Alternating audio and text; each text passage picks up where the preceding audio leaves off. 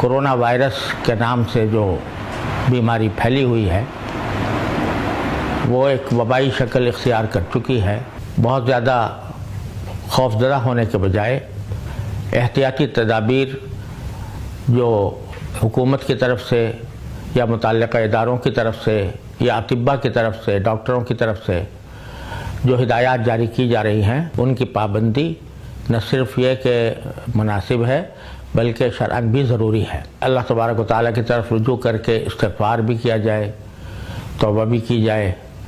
اور اس وبا کے دور ہونے کی دعا بھی کی جائے۔ علاج کے بارے میں بھی کسی غیر مستند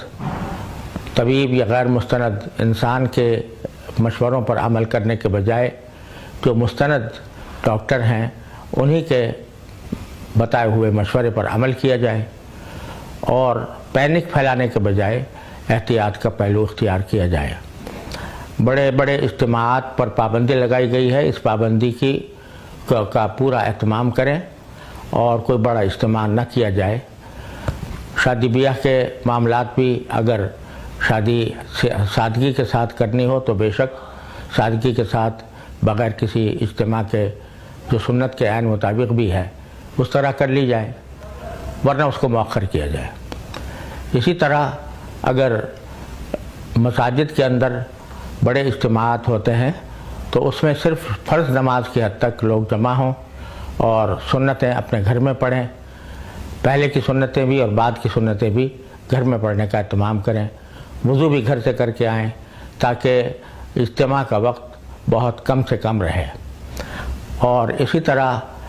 اپنے ہاتھوں کو دھونے کا اہتمام کرنے کی جو تاکید کی جا رہی ہے اس کے اوپر بھی عمل کیا جائے۔ اور جو آج کل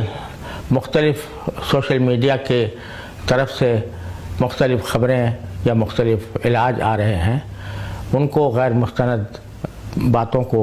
نہ آگے پھیلائیں نہ خود ان پر عمل کریں۔ خوب یاد رکھنا چاہیے کہ یہ وبا ایک ایسی چیز ہے کہ اس میں تدبیریں اختیار کرنا بھی ضروری ہے اور اس سے غافل رہنا بھی ٹھیک نہیں، اور ساتھ ہی مایوس اور خوفزدہ ہونا بھی درست نہیں۔ اللہ تعالیٰ کی طرف زیادہ سے زیادہ رجوع کیا جائے۔ لا الہ الا انت سبحانک انی کنت من الظالمین، یہ آیت کریمہ کثرت کے ساتھ پڑھی جائے اور زیادہ سے زیادہ لوگ اس کو پڑھیں،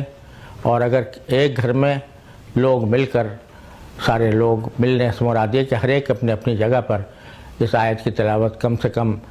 100 مرتبہ روزانہ کر لیا کرے تو اللہ تعالیٰ کی رحمت سے امید ہے کہ یہ وبا ہم سے ٹل جائے گی۔ اور اسی طرح جب گھر سے باہر نکلیں اور کوئی کھانے پینے کی چیز استعمال کریں تو اس سے پہلے بسم اللہ الذی لا یضر مع اسمہ شیء فی الارض ولا فی السماء وہو السمیع العلیم یہ پڑھ لیا جائے۔ تو انشاءاللہ ان تدبیروں سے ہم اس وبا سے محفوظ رہیں گے۔ اللہ تعالیٰ سب اہل وطن کو اور سارے انسانوں کو اس وبا کے مضر اثرات سے محفوظ رکھے۔ اللہ تبارک و تعالیٰ ہم پر رحم فرما کر اس وبا کو جلد از جلد ختم فرما دے۔ وآخر دعوانا